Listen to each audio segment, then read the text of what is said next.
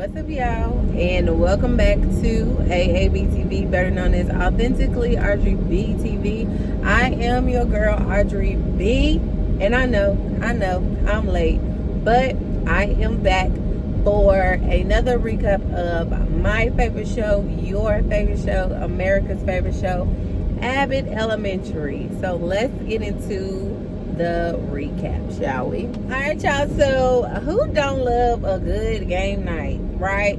So we are invited to come and participate in the friend game night that normally Janine hosts, but for whatever reason her water broke, as she said, and she was bummed out that she was going to have to cancel it. So Greg ended up volunteering, which was a shocker because we all know how he is about just being in like these social gatherings. He's like a germaphobe. He's very like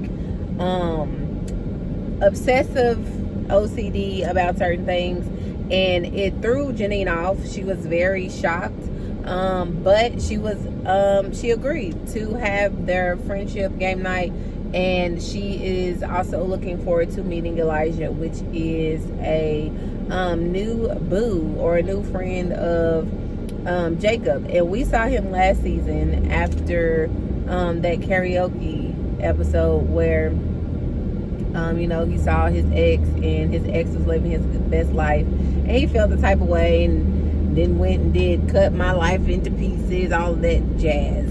So he met Elijah, and I believe that's his name. I think that's his name. And so Janine is excited because she wants to be his best friend. She wants to meet him. He's a cool guy.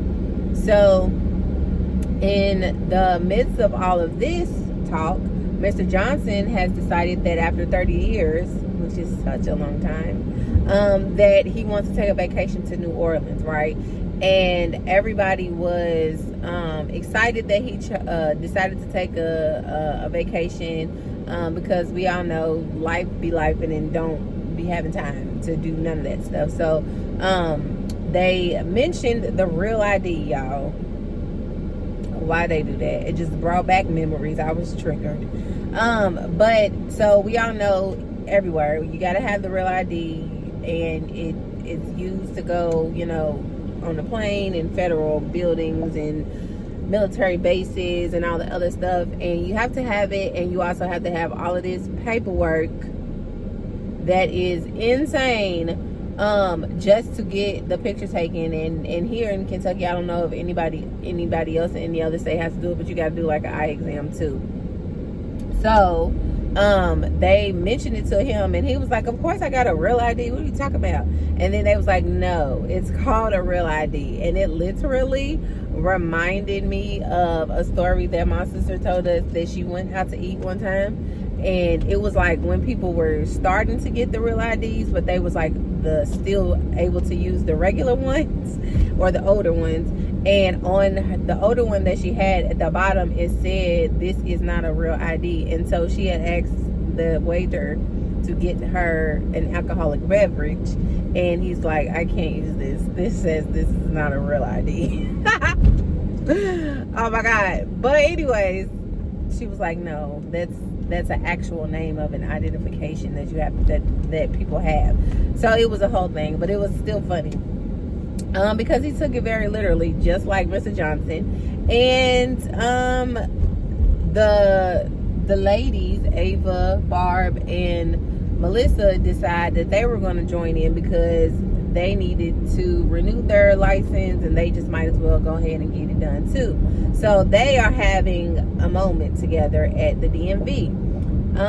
And they are also just doing the absolute most while they're at the DMV, giving them the runaround, giving them all type of hell. And at first I was just like, I don't think anybody would ever be that extra at a DMV as they portray them on TV, or like they did the lady behind the desk on this episode of Abbott Elementary. But then I'm like, no, because even times when I went to go get registration and stuff, like I just noticed how like rude these people who's supposed to work with, you know, the community, customer service people, they're so rude, and they be acting like you already supposed to know all of this stuff as if you're the person that applied for the job. Like, you, it's like they just give you so much hell. And I was just like, they did that to them in that place, but it was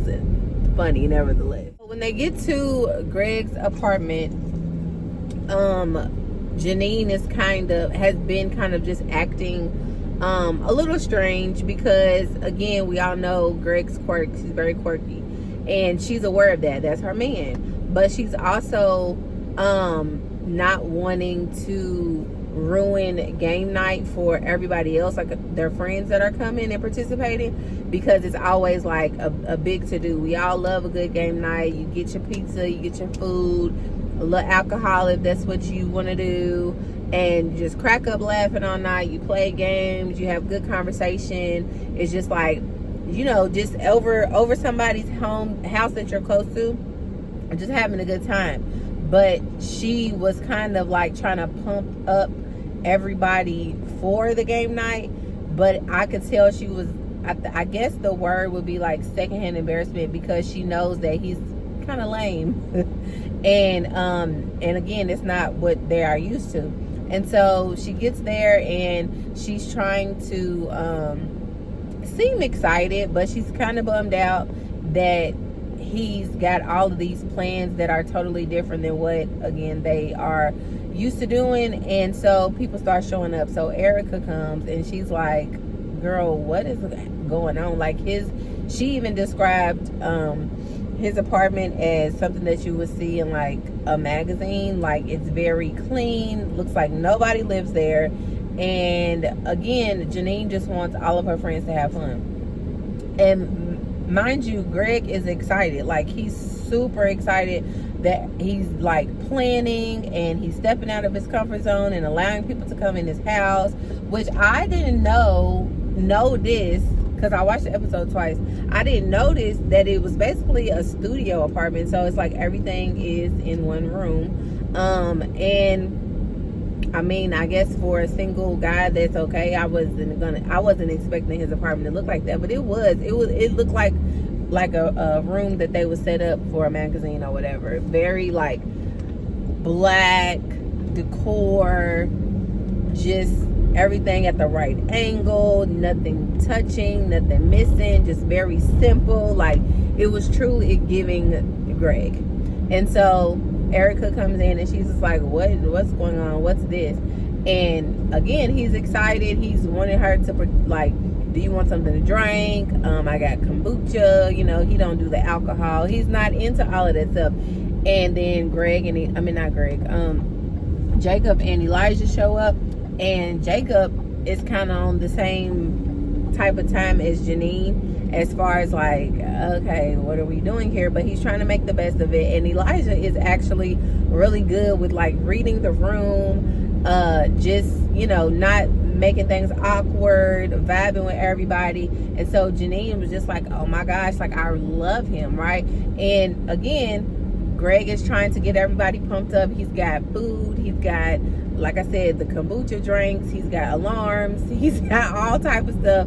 And Janine is embarrassed, to say the least. And I'm like, girl, why not just tell him? Like, that's what kills me about TV shows sometimes, is that they drag on like their feelings, or, you know, being afraid to say something to somebody, instead of just, you know, just coming out saying it. And of course, we know it's for TV. It makes the drama or the comedy, whatever.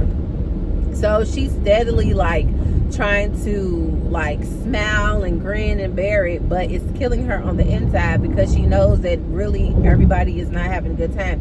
He got it freezing cold in there. They got blankets, all type of stuff. Is just like not okay. Then the music is not right. Like, it's a lot of things. So it's like driving Janine crazy, like, you can tell. Meanwhile, at the DMV, like I said, Mr. Johnson is not able to get the real ID because he's missing some documents, I believe.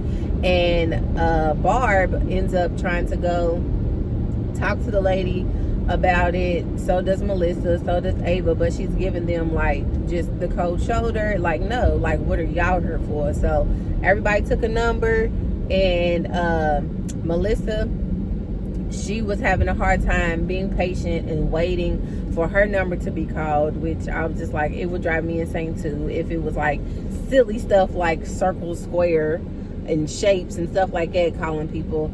And the lady was rude to her. Then Barb ended up finding out, which she carpooled everybody there. She drove.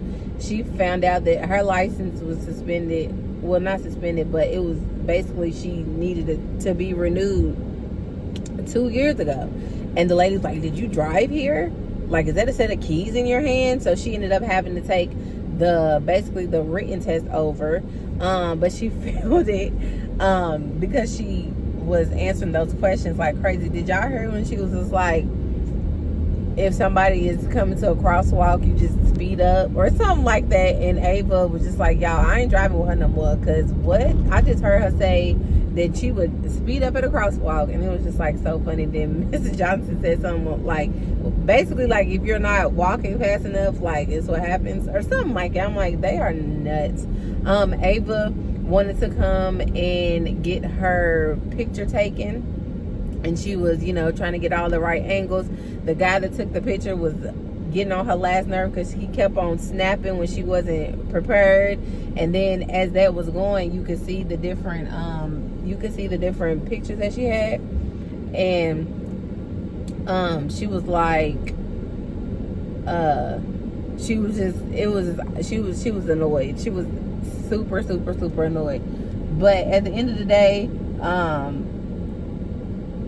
everybody again was not enjoying themselves in both of those places, and I was just like,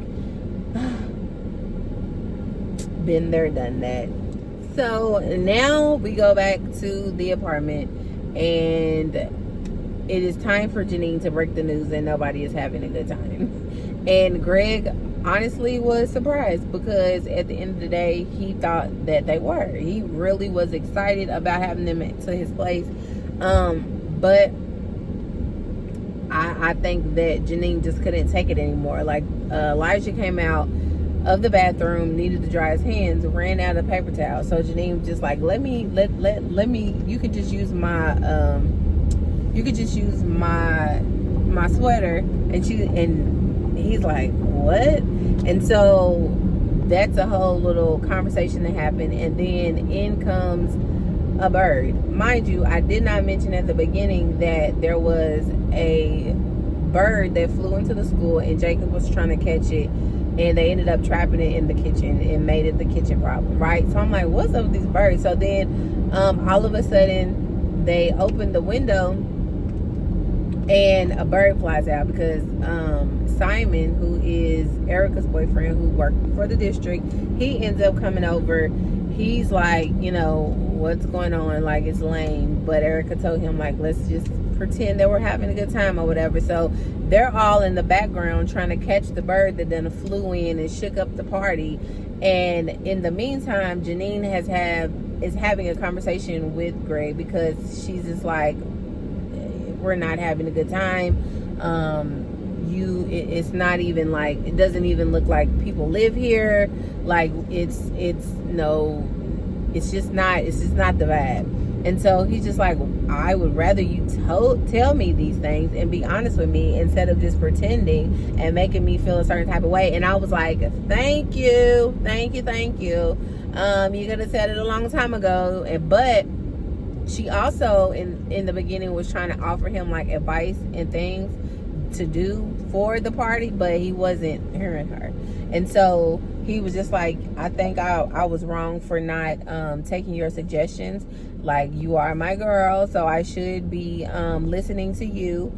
You are the game night expert, and I should have included you in it. And maybe everybody wouldn't have just sat here and gotten tortured as they did for the last few hours.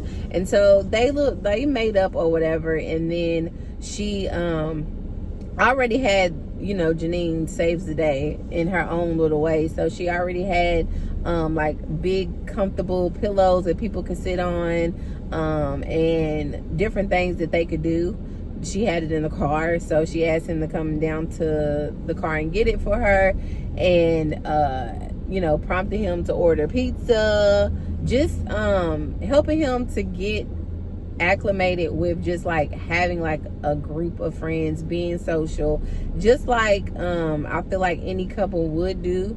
But I also like the fact that they're so different, but they're so like made for each other, and they don't like use it against one another or like demean each other with it. Like, I think that's something that's like really cool about their dynamic. Like, they just kind of grin and bear it, go along with it, and then if they do have some type of disagreement, they're not arguing and like fussing and fighting, but they like literally communicate like adults, and they talk through it, and then everybody's good. And so at the end of the day, they ended up, just having a good time, just kicking it with friends, and look forward to seeing more game nights with Greg and Janine hosting. So back at the DMV, Melissa's number is finally called. Homegirl was going through it, just waiting.